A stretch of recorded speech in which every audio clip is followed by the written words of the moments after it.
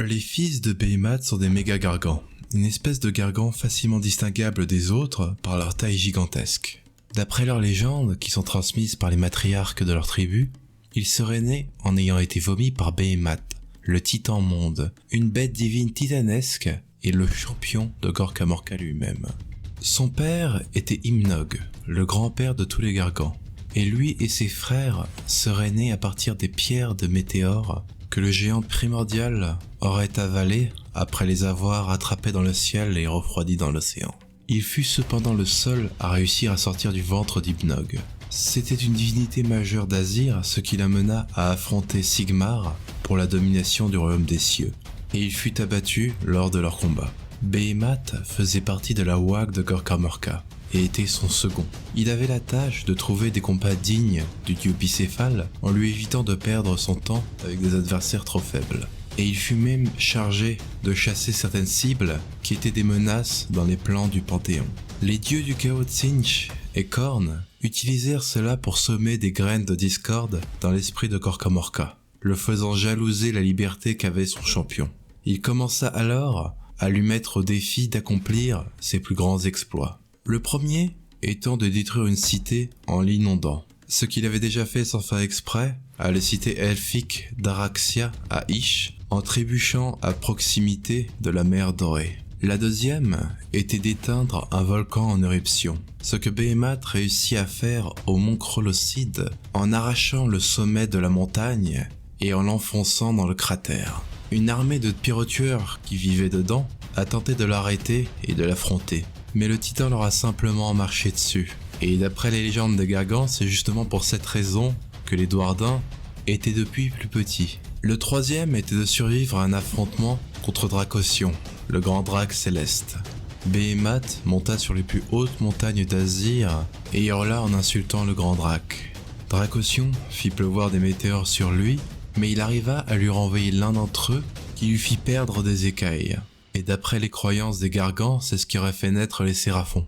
Pour la quatrième, Gorka Morka désirait à tout prix le faire perdre, et lui mit au défi d'arriver à dévorer autant de choses que lui. Au début, Gorka Morka semblait avoir l'avantage, mais Behemoth eut l'idée de plonger dans une porte au royaume vers Sheish, le royaume de la mort, et commença à dévorer tous les fantômes des créatures que Gorka Morka avait dévorées. Et durant la dernière, il a finalement mis au défi Behemoth d'affronter Sigmar lui-même. Le combat fut acharné, mais il finit par recevoir un puissant coup du Galmaraz en pleine tête. Malgré cela, il survécut et commença à se remettre du combat en dévorant les forêts du nord des étendues du printemps éternel de Giran. Et encore étourdi par le coup du grand marteau de Sigmar, c'est là qu'il vomissa la première génération des méga-gargants, déjà entièrement formés et adultes, d'après leur roi actuel, Brod. Est-ce que ce n'était pas plutôt des gargants que Behemoth avait avalés par inadvertance, ou il les a vraiment créés en les vomissant? Le fait est qu'un lien semble exister entre le titan monde et eux. Il fut abattu plus tard par les éternels de l'orage suite à sa corruption aux mains des forces d'Archaon, l'élu éternel. Suite à cela, les fils de Behemoth commencèrent à grandir et atteindre des tailles si hautes jamais encore vues auparavant. Et beaucoup d'entre eux cherchent maintenant à obtenir le titre de Titan Monde. Et ils ont différentes philosophies sur comment atteindre cet objectif. Les mangeurs de kraken, par exemple, sont connus pour étant parmi les rares méga-gargants à être parmi les plus anciens. Ils chassent d'énormes monstres marins et sont prêts à combattre les ennemis les plus dangereux sans aucune hésitation. Ils sont connus pour être assez curieux et aiment collectionner des trophées, des objets étranges qu'ils trouvent parmi leurs ennemis. Leur longévité leur aura appris à se méfier de la magie, car c'est un ennemi qui ne peut pas toujours être vaincu par la force brute, si bien qu'ils sont très curieux sur toute forme d'artefacts et objets magiques, afin de pouvoir en trouver qui puissent lancer des sorts ou les protéger contre la magie.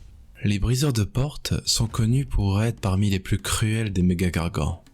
Ils voient les cités construites par les mortels comme d'immenses gardes-manger remplis de proies faciles à dévorer.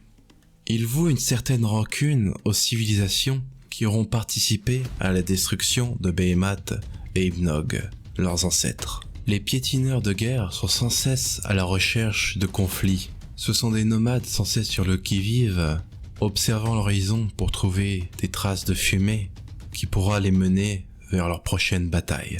Pour cette raison, ils peuvent être souvent vus aux côtés d'armées du chaos, car ils savent qu'ils finiront par les mener vers d'autres combats. Suite à la mort de Behemoth, les Megagargans ont commencé à se réunir en bandes organisées, ce qui a fait d'eux des menaces encore plus grandes, car un seul d'entre eux pourrait vaincre une cité mal préparée. Ce qui amène parfois certains à tenter de négocier avec eux en échange de nourriture, ou de tout simplement les fuir, laissant abandonner des cités entières. Car pour le commun des mortels, les descendants du Titan Monde sont semblables à des catastrophes naturelles inarrêtables.